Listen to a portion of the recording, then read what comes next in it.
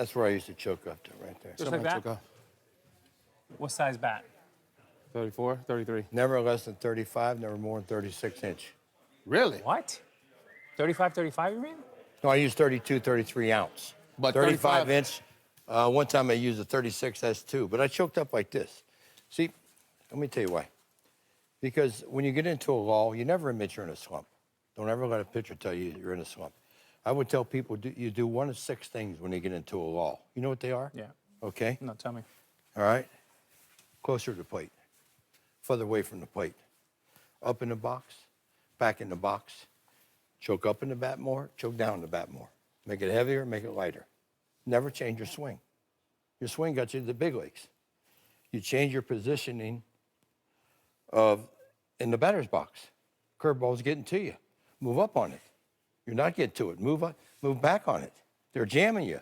Move away from the plate because what they do, everybody charts every game that you play nowadays. And you're not going to go 0 for 20, Frank, and have 15 at bats where you're pulling the ball and 5 where you're hitting it over first base. You're going to develop a pattern.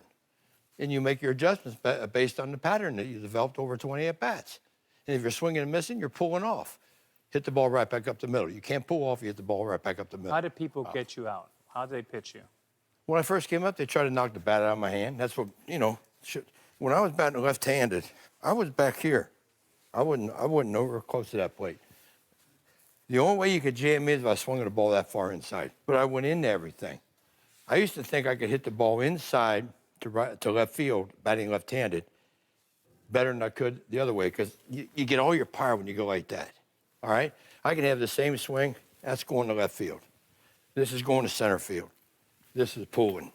Just the difference in where my hands are. Same swing. Wow.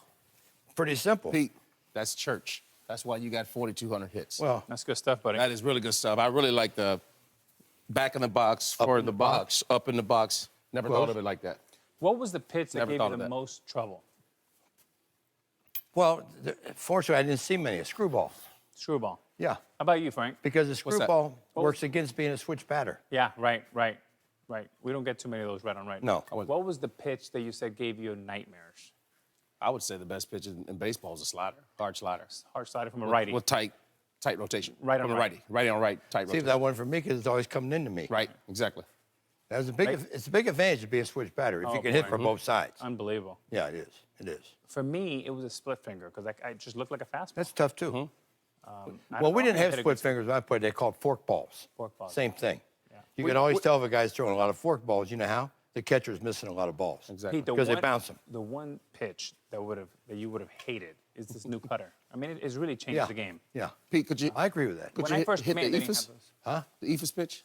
No one threw that. No one threw it? Not except Bill Lee. He threw them to Tony President over to Jimmy Fund. What about Gaylord? Spitballs. Oh, okay, spitballs. But he threw him every pitch. I actually hit this notion. I hit off Gaylord one time. I hit a ball right there like that, and I saw the spit fly off the bat.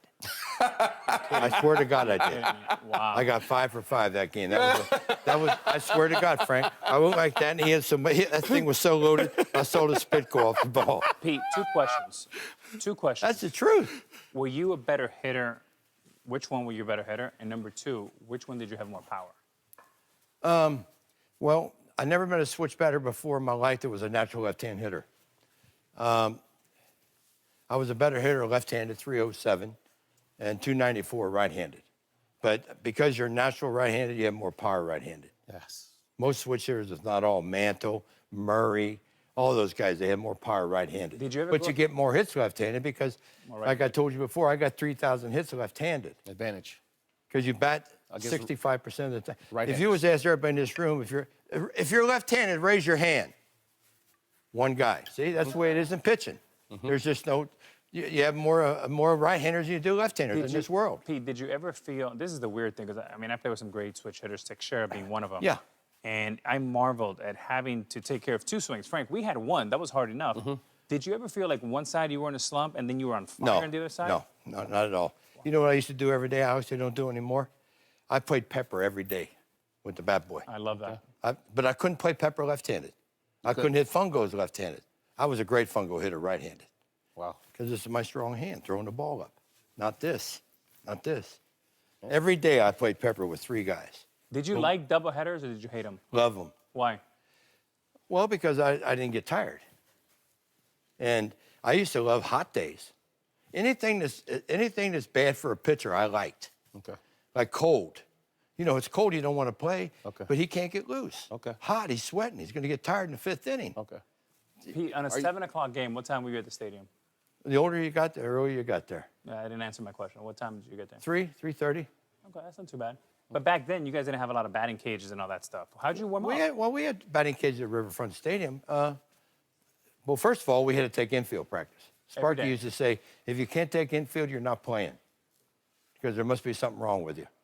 Wow. I remember probably a good friend of yours, one of the greatest baseball men I've ever met in my life, Don Zimmer. Okay.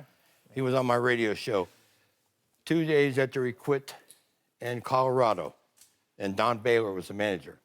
And I asked him, I said, Zip, it's not normal for you to quit baseball. He said, let me tell you something. He said, I told my wife, when it's not fun for me to go to the ballpark, when I go out to hit infield, and my third baseman's in watching TV, and I got a pitcher taking infield to third, and I got another pitcher taking infield to short, that was enough for me. I had to get out of there. No more fun. Okay. That's why he quit. All right, enough of this. It's time to go eat.